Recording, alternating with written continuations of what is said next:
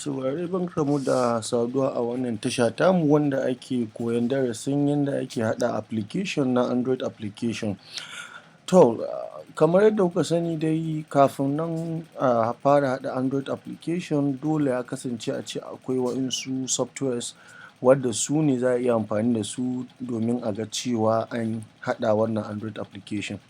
To amma daga mai koyo ana son ka kasance cewa ka iya abu ta hanya mai kyau kuma wadda ta fi sauƙi wadda ta dace wanda za a yi kiranka cewa ka shahara a ɓangaren wato sai a ce ma professional.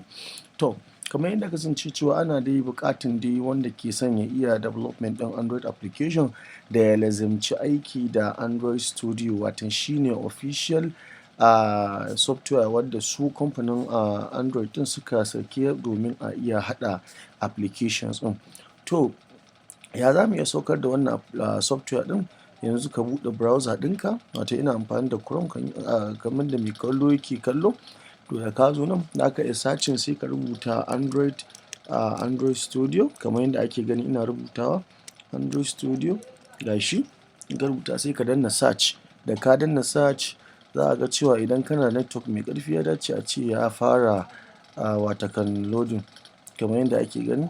Za ga network ɗina na slow but amma kai naka zai iya zuwa ƙila ya fi nawa ƙarfi, za ka da ka danna zai zo.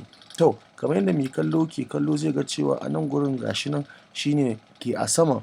In ma ya ga cewa wannan bai ma ba wannan shi kamar talla ne amma wannan shi ne official, za a ga cewa da ka danna za ya kai ka cewa zai kai ka shafin da za ka yi downloading ɗin wanda za ka sauke ita asalin Android Studio ɗin. To, kamar yadda ake gani na danna yanzu yana son zai kai ni watan ita asalin wannan ɗin kenan, watan developer.android.com/androidstudio/download kamar yadda ake gani za a ga shi a haka link ɗin. To, ga nan yana kai mu. To, yawwa kamar yadda mai kallo yake kallo zai ga cewa a wannan shafin zai ga wuri nan da aka rubuta download Android Studio. Wannan saboda ina aiki da MacBook ne shi yasa yake samun for Mac. Akwai in kana amfani da Windows ne zai gaya ma for Windows. Kamar yadda ake gani cewa yanayin nauyin software ga yanan 761 MB ne. To, in kai da downloading ɗin software dai za a ɗan gani ga ɗan bayani da suka yi taƙaitacce akan Android ɗin akan shi yanda IDE ɗin. Kamar yadda mai sauraro ke kallo nan ɓangaren shi ne watakan ke baka ɗan kasancewan yanda application ɗinka zai iya kasancewa in an sa shi akan waya. Watan shi ne ake kira overview kenan. Wannan kuma shi ne ake kira XML. Wannan shi kuma yanda shi ne ake amfani wurin designing ɗin watan interface ɗin shi application ɗin. Sai kuma nan, shi nan wani wuri ne wanda yana baka duka structure, duka folders ɗinka, files ɗinka in a structured way wanda an riga an tsara ma shi a tsari mai kyau wanda in kana son duk abin da kake so wanda zai sa ka haɗa application ɗinka saboda cikin sauri duka files ɗin suna a nan. Za ka samu easy access ɗinsu. That's wannan. Dan sai kuma akwai abin da ake kira visual layout. Shi wannan layout ɗin yana ma bayani akan yanda layout ɗin kamar yadda ake gani ga su nan, yanda za ka resizing ɗinsu da komai na layout ɗinka kamar yadda ake gani a haka. Then bacin haka kuma akwai abin da muke kira emulator. Shi emulator wani abu ne wanda yakan yi sabin kamar yadda kuke ganin shi kamar waya haka. To, shi ne muke amfani da shi wurin testing ɗin application ɗinmu mu gane cewa in an sa shi a waya ya zai yi behaving, ya zai kasance. To, duk a nan muke ganewa. To, haka kuma nan code editor ɗin ne, nan ne ake watan rubuta shi Java wannan ɗin kenan kamar yadda mai kallo ke saurare. To, dama in za ka yi developing ɗin Android application using Android Studio yana amfani akasari ne da yare guda biyu watan na ita computer ɗin.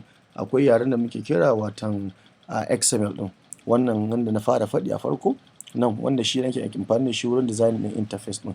Sai shi kuma Java wanda shi ake amfani wurin sa asalin functionality ɗin na shi karan kan shi application ɗin.